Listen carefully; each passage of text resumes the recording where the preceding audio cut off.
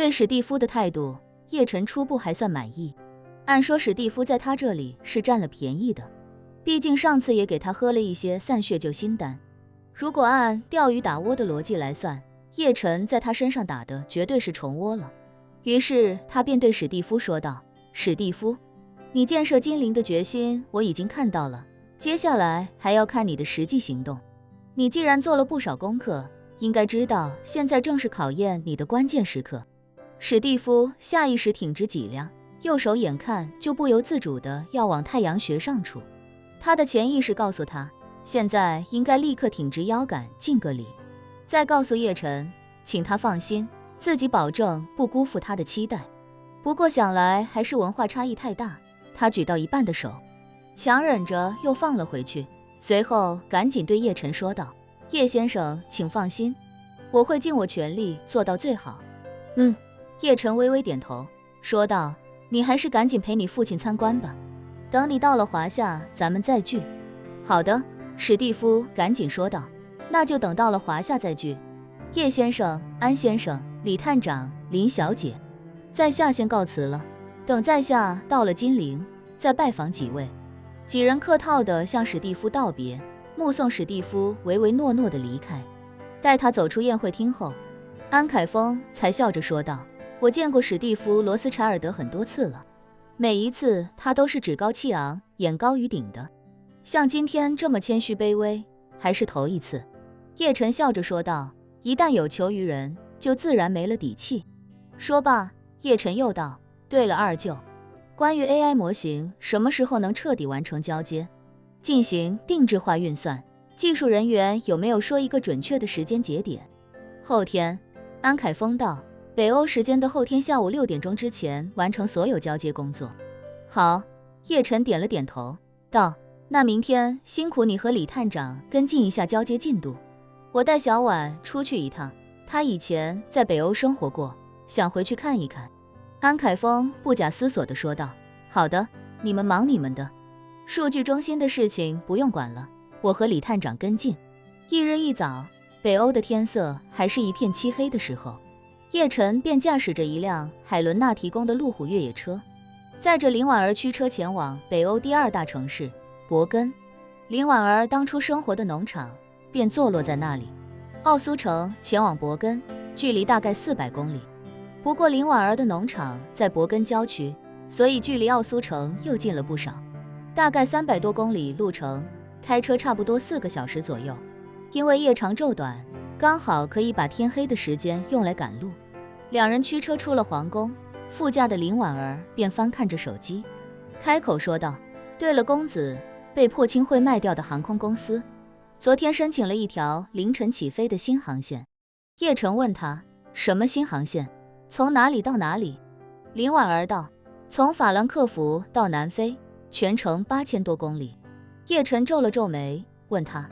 说着，林婉儿又道：不过这架飞机刚飞过尼日尔就挂出紧急代码，然后在尼日利亚港口城市拉各斯降落，据说是货舱有烟雾报警，在排除隐患之后又重新起飞了。叶晨皱眉道：尼日利亚拉各斯这个城市怎么听起来有些耳熟？林婉儿好奇地问道：公子去过？没有，叶晨道：好像在哪里听说过。说着，叶晨思忖片刻，开口道：我想起来了，在你遇袭之前，我查到了远泰国际速运的线索，然后监控了远泰旗下6架波音777货机，其中有1架就在尼日利亚拉各斯。后来这架飞机从尼日利亚西飞去了瑞典，想来是要在瑞典接应抓你的那些骁骑卫。林婉儿道：如此说来，尼日利亚大概率有破清会的驻地。叶晨皱眉道：这架飞机航线申请了南非，中途挂紧急代码就近备降尼日利亚，看起来好像没什么问题，但总感觉好像是故意的。林婉儿点了点头，既然他们的飞机之前就在尼日利亚活动过，这次又意外备降尼日利亚，就感觉不那么寻常了，有可能对外出售只是个幌子，正常在欧洲飞了几天之后就开始想办法重新利用了。叶晨问他，如果他们声东击西，打着去南非的幌子，实际是想去尼日利亚，那他们的目的是什么？借着飞机故障的理由备降尼日利亚，然后往尼日利亚运送货物。林婉儿道：公子推测的也不是没有可能，他们或许是觉得直接飞尼日利亚不太安全，用这样的方式来迷惑一下我们。既然是货舱烟雾报警，那落地之后必然要把货舱里的货物都清空排查隐患。如果货物的真实目的地是尼日利亚，这个环节就可以完成货物转运。尼日利亚虽然是非洲第1大经济体，但内部还是相当混乱的。破清会在那里不知深耕了多少年，操作这点事情肯定难不到他们。说罢，林婉儿又补充道：不过奴家还是觉得这件事情有些诡异，公子听听便好，千万不要追查这条线索。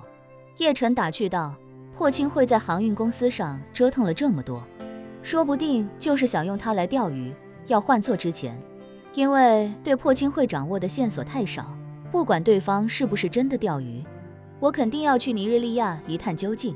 不过 AI 模型眼看就要完成交付，接下来搜寻破清会的线索还是通过 AI 更可靠。尼日利亚就暂时不去管它了。